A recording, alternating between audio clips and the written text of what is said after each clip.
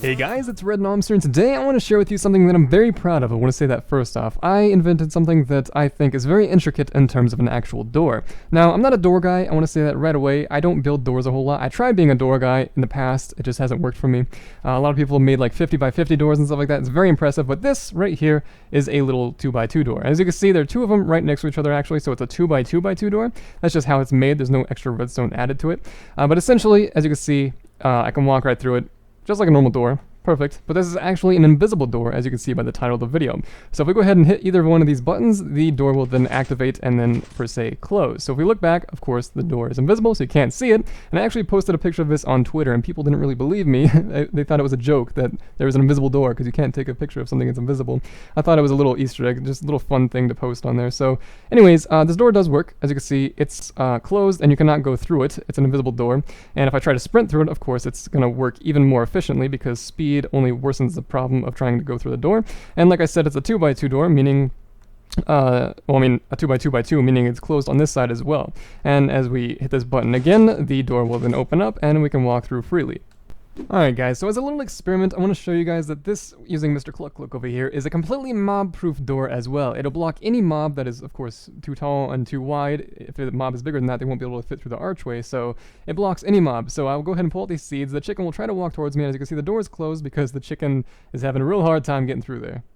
Boom, hard cut. Okay, so I'm going to explain this very in depth. I hope I can do the best I can. Essentially, for those of you who know how this is made already, kudos to you. You're very smart, but for those of you who don't know, this is a relatively new concept, so don't feel bad.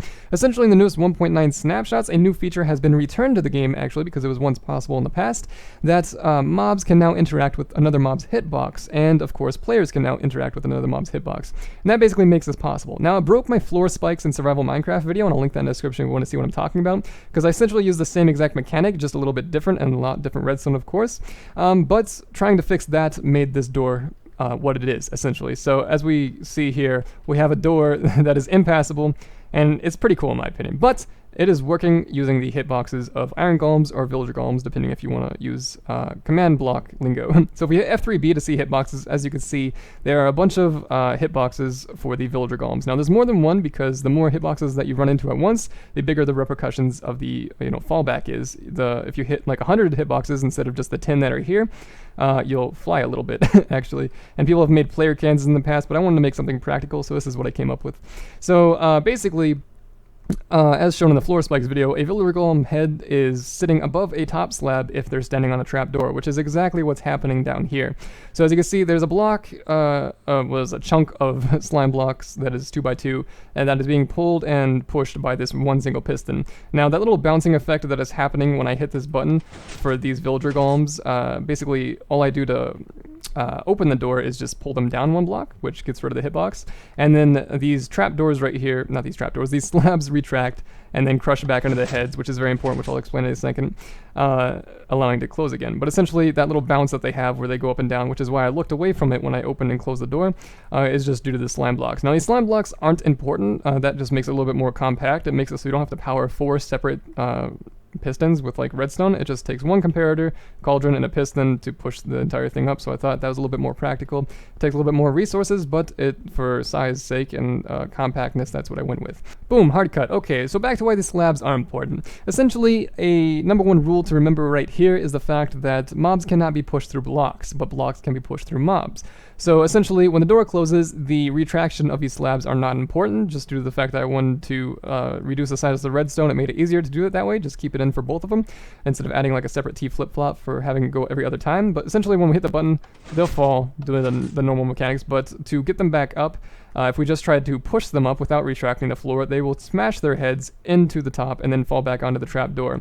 Now, the point of the trapdoor is having it so that the villager golem's head poke a little bit above the block. Now, like I said, villager golems, or any mob in particular, cannot be pushed through a block. So what we have to do is push the block through them. So we open these doors, these little hatch, and then slam their heads with it, allowing their hitboxes to stay above it. Now, they're just resting on the trapdoors like they would, and that essentially just closes the door.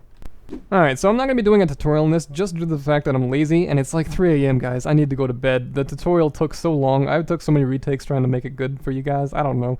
I tried my best, but essentially this is what we got. The world download will be in the description if you want to check it out. I recommend you do. It's very easy to build. Essentially, it's just pistons retracting, and then a little cauldron down there with a monostable circuit. And then, of course, trapdoors. That's pretty much it. That's it. That's it, guys. That's the innovation I got for you guys. Do you love me? Could you learn to love me? I'm old Greg. Billy, no! Oh, I can't save him. Oh, wait, there's a button. Oh, what are the odds? A door that opens. Squid. Well, that was weird. Anyways, if you guys enjoyed this video, leave a like. It helps a lot. And, of course, subscribe if you're new here. I do cool concepts like this all the time. And I'll see you in the next video.